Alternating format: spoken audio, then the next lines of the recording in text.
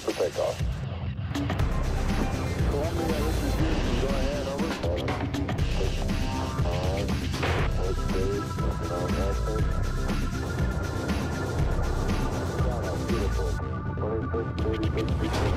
Welcome in to Indians Minor League Magazine. It's the final show for the 2010 season. I'm Al Pulowski, joined by former Tribe left-hander Jason Stanford and also the Indians Director of Player Development, Ross Adkins. Guys, great to see both of you. And ready to get going here?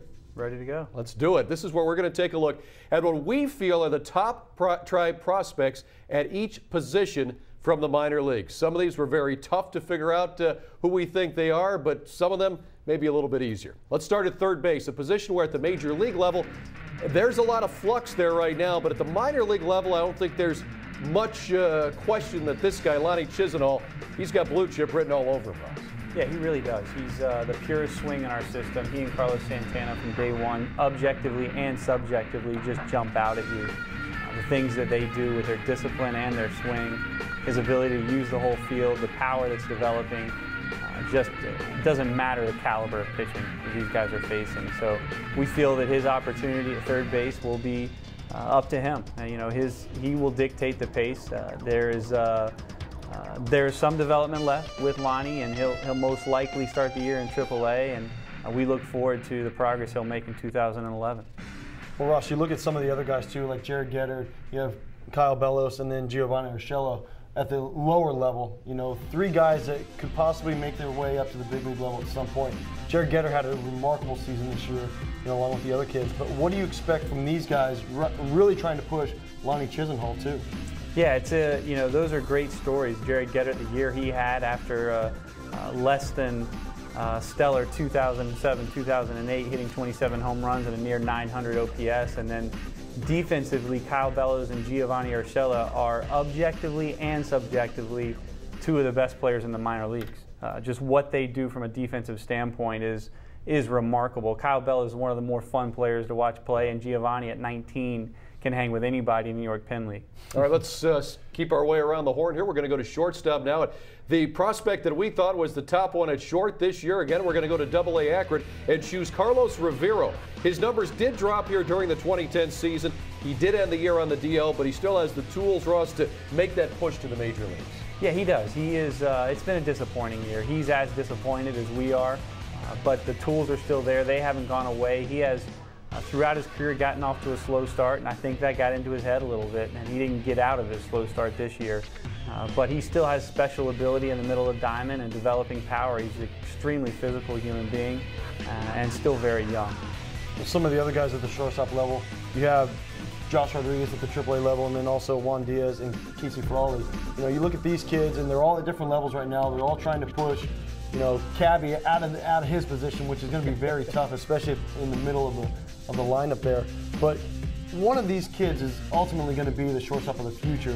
Is there one kid that weighs in more because they've all had really good seasons? No, a great question. If I had to say, Juan Diaz is exciting to watch. He is special defensively, and all three of them, have things that you can pick apart. So the one thing about Juan Diaz that he may have over those other two is that he can play defense with anybody, and that's not going away.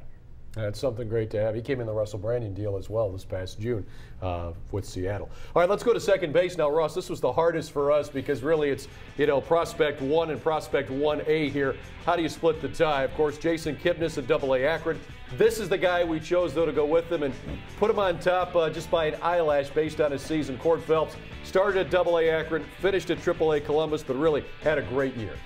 Yeah, we've been struggling with that one ourselves. Which one is the better prospect, and neither one of them's won yet. They are exceptional players, both of them. The year that Cord Phelps has had, his bat to ball, what he's done from a physical standpoint, from a mental standpoint, and how accomplished he's become at second base is really a great story. He's a great story from the beginning of his career, a walk-on at Stanford, and a player that some potentially have looked over, and he's put himself squarely on the map and in the mix to make a major league team.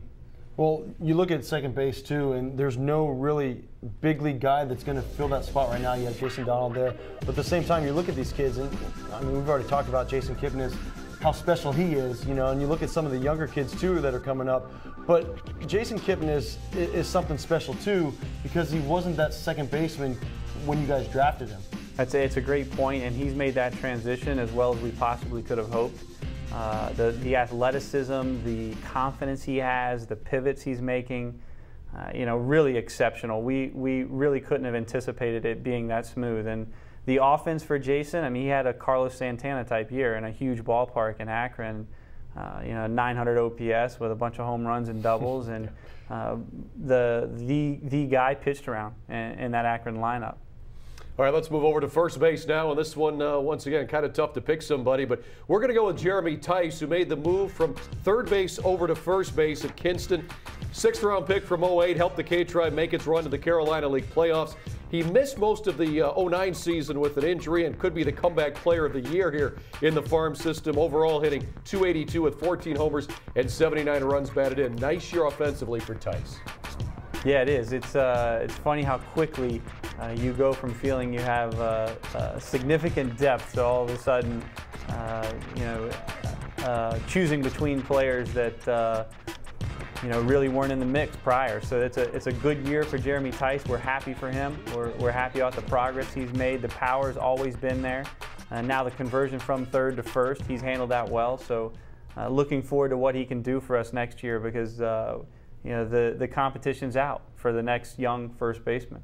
Yeah, and that's tough because, you know, there isn't really one guy that just stands out at first base right now. You know, Bo Mills was probably that guy. He was a first rounder. He struggled this year at the AA level. Most likely he's probably going to go back there, maybe get an opportunity at the AAA level. But you look at some of these kids, Wes Hodges is another guy. You know, it's tough to choose one guy that you're really pulling for, but is there some guy, you know, of these three, Matt McBride, Bo Mills, or Wes Hodges, that the organization might be pulling for because of how they are in the organization? That's a great question, and really, you know, if I had to, I couldn't answer that question, because one of those three guys is just going to have to do it. And you know, that sounds like a little bit of a cop-out, but the reality of it is, at first base, you have to absolutely rake. And those guys are going to have to outperform not only at that position, but guys in the outfield and guys at third base. They have to be one of the best hitters on the team. So, and if they're not, they probably won't help the Cleveland Indians. So, you know, all three of those guys have the chance to do it. You know, Wes Hodges is a very pure hitter. Bo Mills has raw power. His raw power is as good as anyone we have. And Matt McBride has shown some promise, and so all three of those guys have the potential to do it. All right, we'll see what happens there. Those are the infield's top prospects as we see them here with Indians Minor League Magazine. We'll take a break. When we come back, still more to come. Of course, we have to go behind the plate. We also have the pitchers, the bullpen, but we're also going to have the outfield coming up next. There's speed, power, defense, and a lot more. Stay tuned. Working on right there. Beautiful. 26, 36 feet per second up.